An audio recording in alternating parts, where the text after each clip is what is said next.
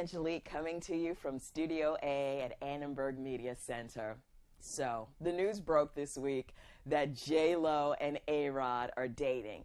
Now, I shudder to call this news because it did come from blogger B. Love Scott. According to him, A-Rod has been showing up at J-Lo's show in Vegas, and the two of them have been sneaking around for 2 or 3 months. But is it a thing or isn't it? Because according to People magazine, here's what's going on. J-Lo is on Instagram clicking the little heart button on A-Rod's pictures with his daughters. Meanwhile, A-Rod is not following J-Lo at all. And if you're under 35, what that means is this isn't a real relationship. They might be hooking up, they might be hanging out, they may be friends with benefits. But if he were really into her, he'd be stalking her Instagram page. The other thing that concerns me and has to concern J-Lo, yesterday when the news broke that the two of them were dating, he posted on Instagram a picture with him, his daughter, his ex-wife, who remarkably looks a bit like J-Lo, with a little caption that said, Parent-Teacher Day, today at school.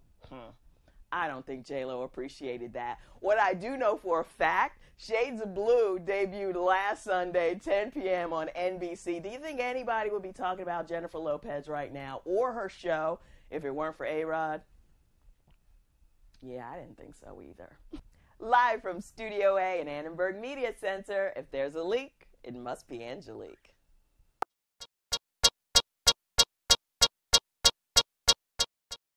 Welcome to Global Insight. I'm Faye Chen. President Donald Trump portrayed many immigrants as threats to the national security and the economy. His administration launched its first enforcement against illegal immigrants. He said immigrants are unfairly competing with Americans for jobs. From 2000 and 2010, immigrants represented 47% of the increase in the workforce in the U.S. According to an OECD study, in most countries, migrants contribute more in taxes and social contributions than they receive in individual benefits. In the U.S., despite the recent economic crisis, the immigrant employment rate remains relatively high at 68%.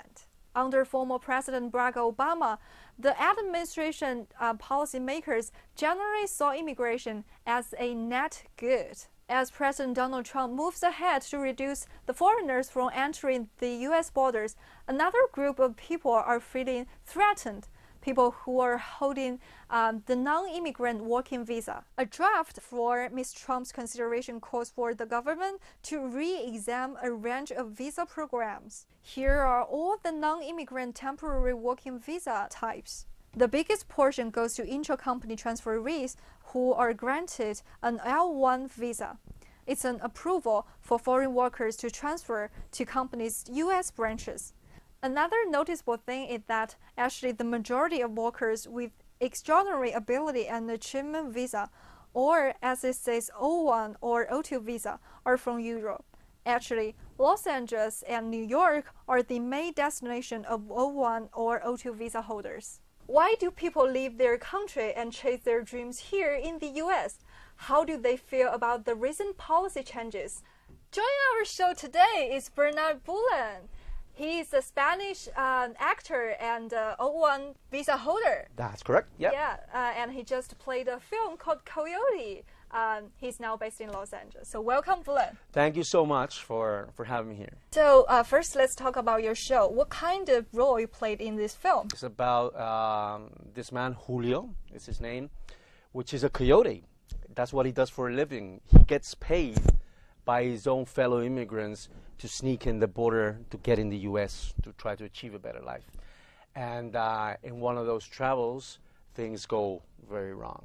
So what happened in the end of the Mexican immigrant in that film? There's some children in the truck that is taken care of, but at the same time, there's a gang of drug lords that intercept the truck, thinking it's one of their drugs caravan, but it's not.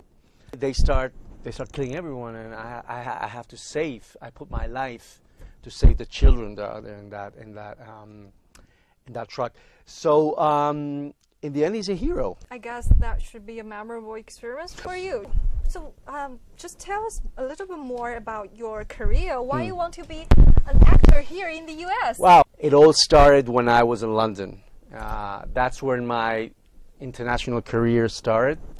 And then there, I had the opportunity to come here to do a showcase. And that's where I met my agent, and that's when the dreams of coming to the U.S. started, and here I am now. What do you feel about the environment here to be an actor, like different from your home country? I think the U.S. has something that I'm very grateful for, and I always say something, is that if you work hard, you get there. You achieve things. It's true that you really have to come prepared. Your role is a Mexican and you speak some things in Spanish. The whole production is American. So first of all, you have to know how to talk in English and how to move yourself around people that are talking in English. Yeah, as far as I know, Coyote, the film director, actually is from China. Yeah? How was that? How you cooperate with each other? Well, in English. I mean, he spoke English. It's amazing. Talented people working together, right? Yes, from different ethnicities and knowing so well about the topic, about immigration, what was going on, about, and the end is what you said before, it's about human nature. So, yeah. Right. As far as we know, the procedure of getting an O1 visa is kind of complicated. How you get that? In my case, I had work for TV and film in Spain, in Colombia, in Italy, and in the UK. Obviously, that helped. They want to see that you got probably a lot to offer, or that you have work enough.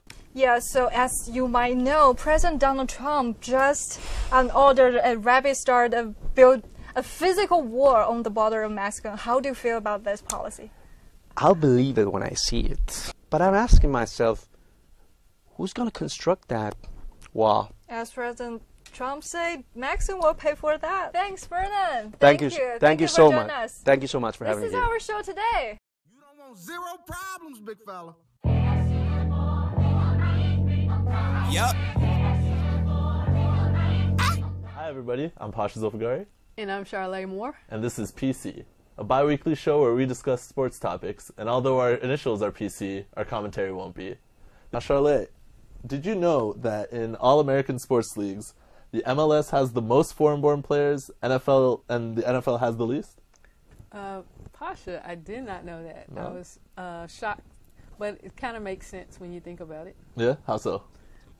Well, when you think about who's in the league and think about NFL is pretty much an American sport, it makes sense that soccer would be leading and that the NFL would be least behind.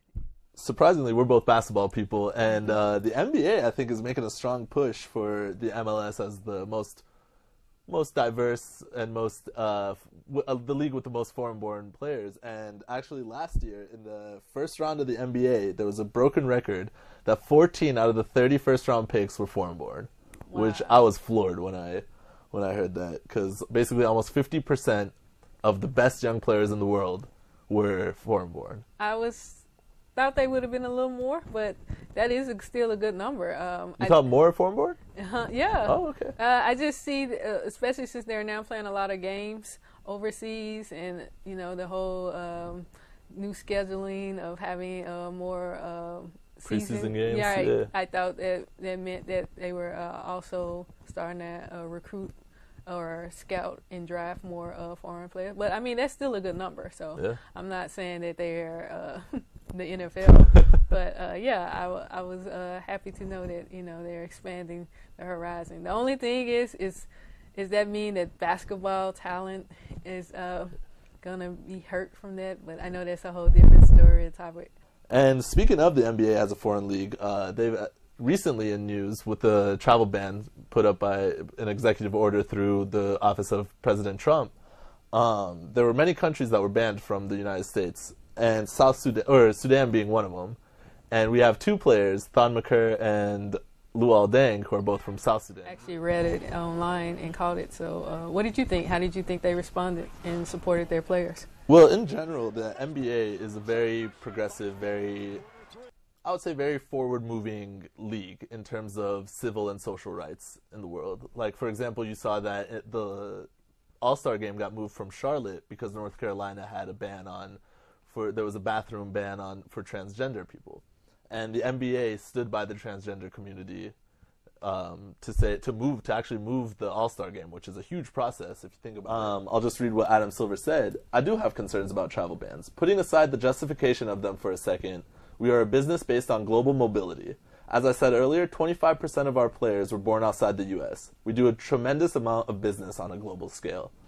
And I kind of like his response because although he's not coming at it from a social angle, he's still arguing against the ban. And he's doing it in a business sense, which no matter where you fall on the political scale, everyone knows the language of money. But there were also some other players and other athletes that were impacted by the travel ban. Okay. And I know you mentioned to me off air, you're talking about the wrestlers and Iran. What was your thoughts and takes on far as Iran lifting up their ban? Well, I'm Iranian American, for you guys who don't know, so I do follow the news that revolve around that country. So after President Trump established his executive order to ban travelers specifically from Iran, but 6 other countries as well, the Iranian government came back and placed a ban on all United States travelers, or travelers from the United States. And it wasn't until the wrestlers of Iran made a whole push, and then their higher-ups made that push as well, to allow American wrestlers to enter the country because they didn't want to call themselves champions unless they faced the United States, which is obviously a very strong wrestling country.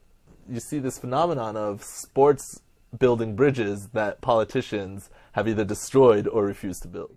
We know the power of sports, and we know how it's a universal language, just like love.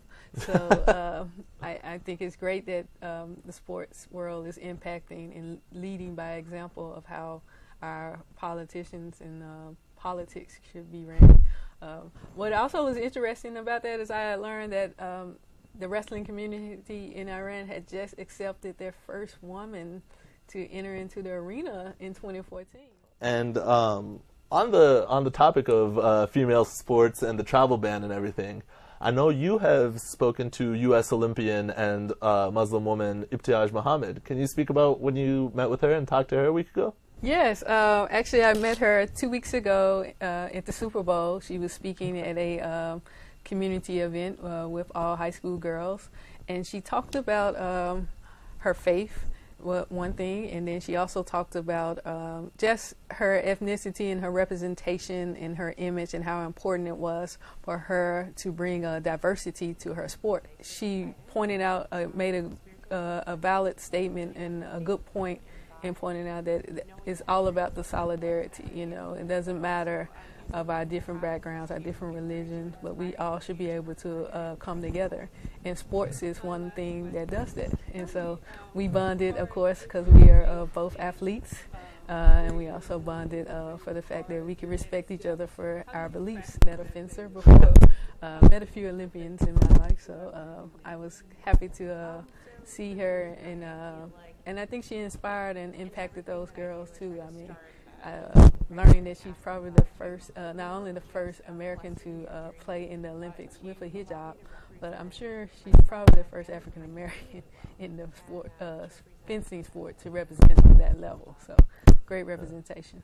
And it's pretty amazing when you think about it, and we'll probably say this 5 or 6 times in this show, but when it comes to sports, religion, ethnicity, gender, it's not something that's the first and foremost thing on your mind. It's team strategy, it's the game, it's the rules, the way like a team from the United States can play a basketball team, and I always go back to basketball, but can play a team against, let's say, the Chinese national team. There is a player in the United States. I don't want to mispronounce her name, so I'll have to Google her, but I think it's Giselle. But she played at the University of Memphis, and she also played in Indiana State, and I think she's a point guard. But just like you? Yeah, that's why. Yeah, she was fighting this I guess, this ban of her not being allowed to play because, as they pointed out, their reasoning was safety. And the same thing happened in soccer too, because I think one of them was when you have your arms flailing. It's a pretty stupid rule, but if your finger gets caught in the headscarf and then you could like sprain your finger, I think that was one of the reasons. Yeah, but you can get your finger caught in a headband. Anywhere. Even the basketball can jam your finger. Right, like. Exactly. I've had that happen. Yeah. So I was shocked that they went safety, but before that they gave her another silly reason. She actually had a documentary on that LeBron James did for her on Uninterrupted. I don't know if you guys checked that out. So, yeah, we'll have to show you guys more about that story as it's developed because I think it's been 2 years now and she still has not been allowed to play. Are you speaking about Bilkis Abdul Qadir? Yeah. Okay. Yeah, what was the name again? I hope I'm saying it right. Bilkis Abdul Okay, Qadir. Bilkis. Okay, yeah, that's her. The issue of wearing a headscarf around the world, whether it's the burkini issues, FIFA women's for wearing a hijab, and in basketball. But again, it's in the world of sports. These are things that are important and do get discussed. Right, and we'll have more time to discuss those things. So we just hope that you enjoyed our first episode and see that our teamwork will make this dream work. All right. Thank Have a good day, everyone. Signing off. Bye. PC. Peace. You don't want zero problems, big fella. Yup.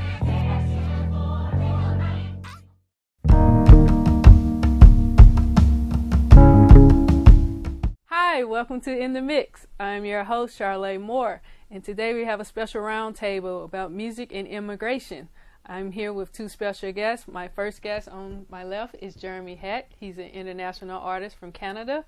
My second guest is Ashley Edie. She's a music journalist and graduate student at USC. Thank you for having us. Yeah. Thank you guys for Good coming. to be here. Yeah. So, just so our audience can learn about you guys, starting with ladies first. Ashley, tell me a little bit about you. Like you said earlier, I'm a graduate student at USC Annenberg. I'm in the specialized arts program.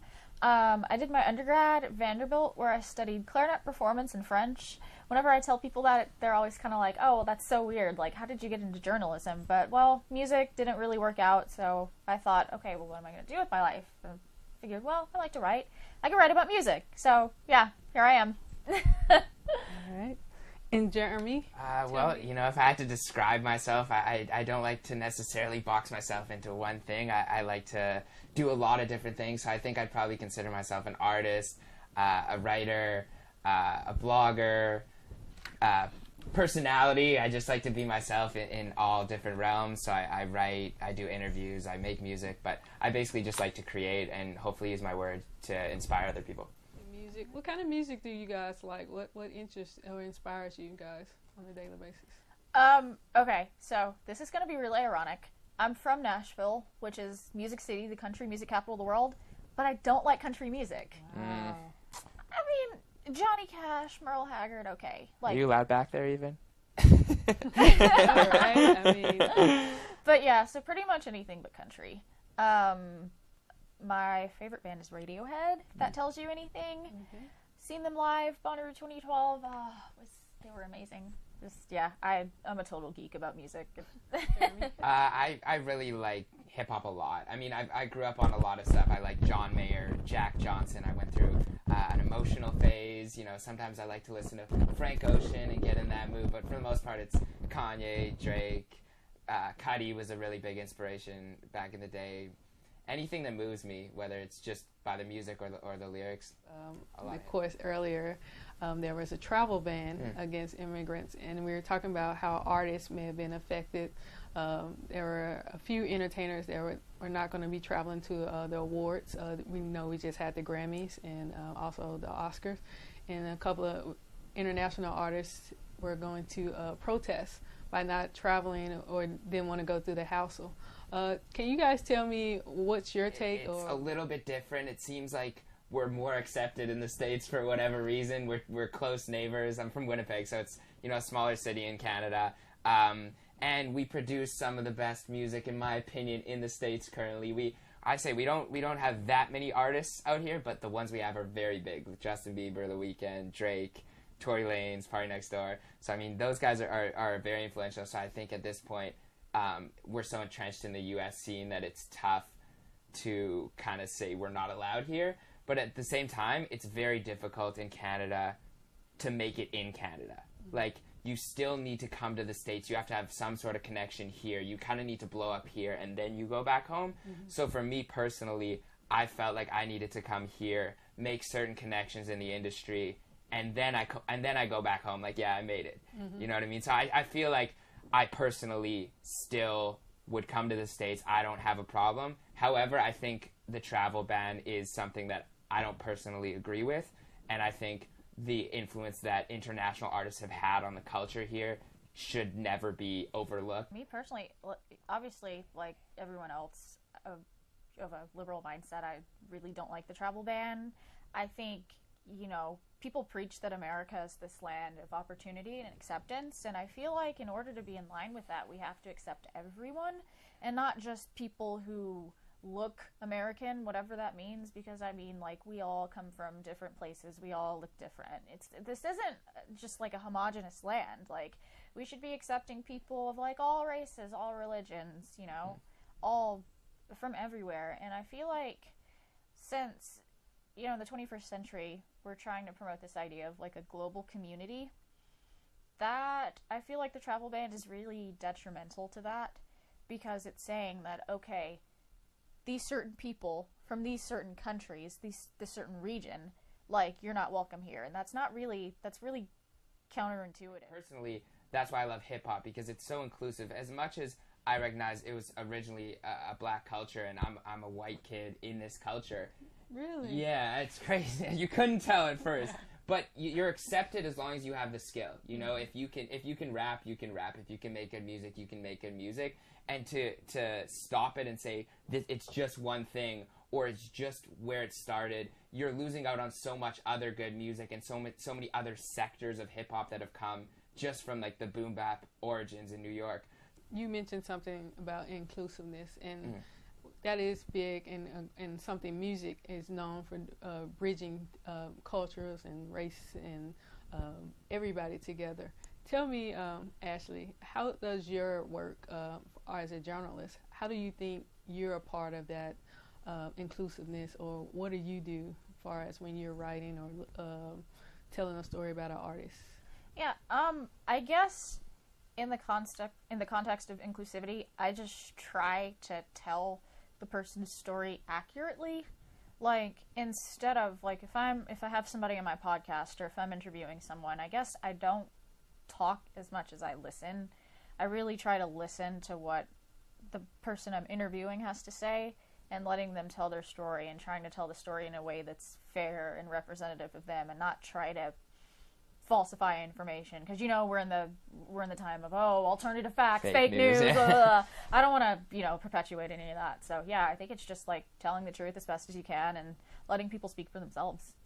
I like the balance between making something for the masses and making something that's true to yourself, and I think that's something I've really tried to work on, because from one aspect, I can't make anything that's not true to myself. Like, all I can do is tell my story and create my own original project, but at the same time, if it's not heard by anyone, I mean, what are you doing it for? I want my music to be heard by the masses, by the most amount of people possible. So I tend to use things that are popular, take from certain people who are doing things that I think are at the highest quality level, and put my own take on it. So whether it's the type of beat, the type of melody that's being used, the type of flows, take a little from here and there and sort of include everything. I think it's about taking what you like and making it your own with your own personal take. So I try to do that.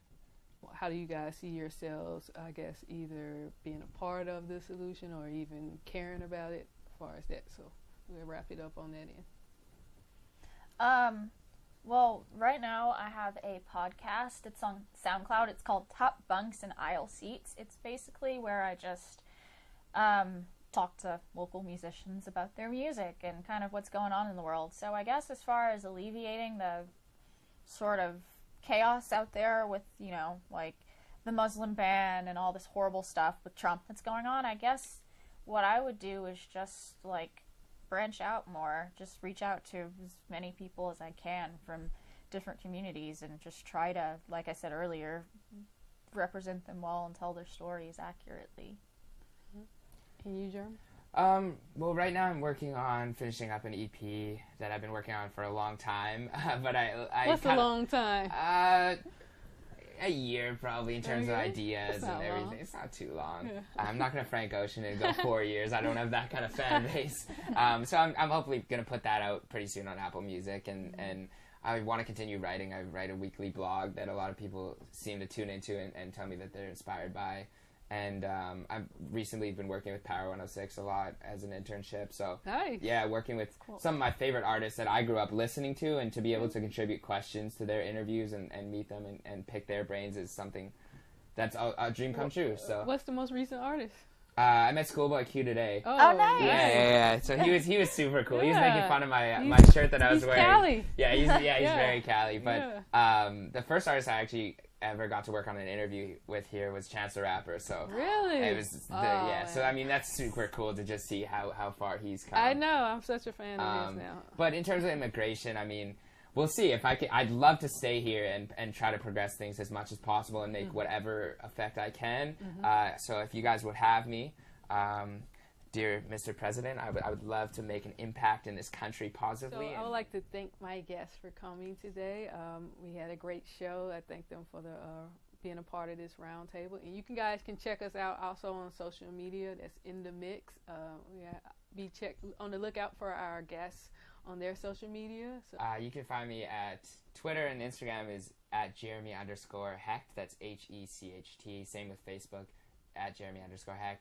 Post a lot of videos, food reviews on Snapchat, Jeremy D. Hecht, and my Tumblr for my writing is jeremyhextblog.tumblr.com, and my other links are on everything else.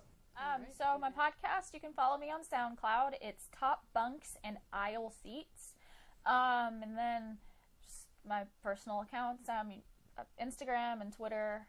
You can follow me at Ashohree. That's at ASHOHREE.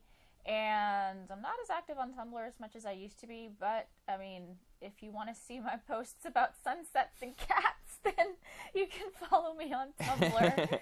watercolor-sun-set@tumblr.com. And thank you for having us. Yeah, I really appreciate this. Thank you for the dialogue. It's a pleasure. Totally. Yeah,